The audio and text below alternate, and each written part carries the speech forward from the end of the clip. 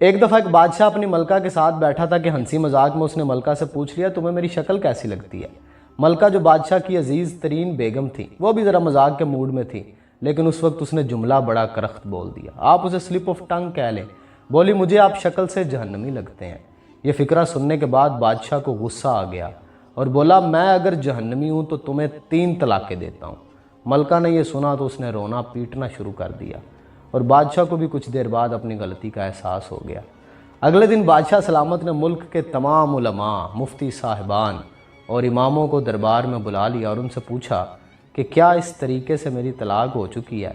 سب کا باری باری یہی کہنا تھا کہ ہاں آپ کی طلاق ہو چکی ہے اور شریعت کی روشنی سے ملکہ عالیہ اب آپ کی زوجہ نہیں ہے۔ اس محفل میں ایک نوجوان مفتی بھی موجود تھے۔ وہ ایک طرف ہو کے بالکل خاموش بیٹھے رہے۔ بادشاہ نے ان سے بھی یہی سوال پوچھا تو انہوں نے کہا جناب یہ طلاق نہیں ہوئی کیونکہ آپ نے مشروط طور پہ کہا تھا کہ اگر میں جہنمی ہوں تو تمہیں 3 طلاقیں دیتا ہوں، اور ابھی تک یہ طے نہیں ہوا کہ آپ جہنمی ہیں کہ نہیں ہیں۔ آپ کو اگر کوئی شخص جنتی ہونے کی ضمانت دے دے تو پھر آپ کی طلاق نہیں ہوگی۔ بادشاہ سلامت نے جوشیلے انداز میں پوچھا لیکن مجھے اس کی ضمانت دے گا کون؟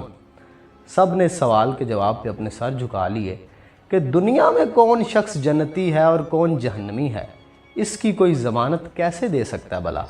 نوجوان نے جب تمام علماء کو خاموش دیکھا تو وہ بادشاہ سلامت سے مخاطب ہوا، بادشاہ سلامت میں آپ کو یہ گارنٹی دے سکتا ہوں لیکن اس کے لیے آپ سے ایک سوال پوچھوں گا، اگر آپ کا جواب ہاں ہوا تو میں یہ آپ کو ضمانت دے دوں گا۔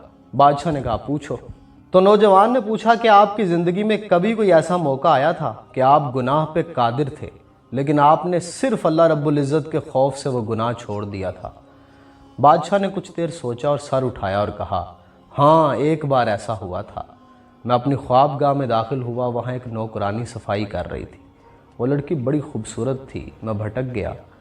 میں نے دروازے کو اندر سے بند کر لیا۔ میں غلط نیت سے اس لڑکی کی طرف بڑھا تو اس نے رونا پیٹنا شروع کر دیا اور وہ چلا کے بولی اے بادشاہ اللہ سے ڈرو، وہ تم سے زیادہ طاقتور ہے۔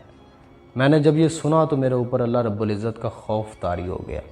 میں اگرچہ بادشاہ تھا، وہ لڑکی میرے کمرے میں تھی، میں نے دروازے کو اندر سے کنڈی لگائی ہوئی تھی اور اس وقت دنیا کی کوئی طاقت مجھے وہ برائی کرنے سے نہیں روک سکتی تھی، لیکن میں نے صرف اللہ رب العزت کے خوف سے دروازہ کھول دیا اور اس لڑکی کو جانے کی اجازت دے دی، صرف اللہ رب العزت کے خوف کی وجہ سے۔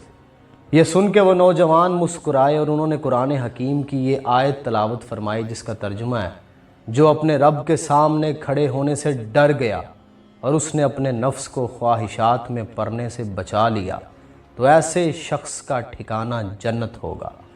اس کے بعد اس نوجوان نے بادشاہ سے کہا میں آپ کو ضمانت دیتا ہوں کہ آپ کی طلاق نہیں ہوئی۔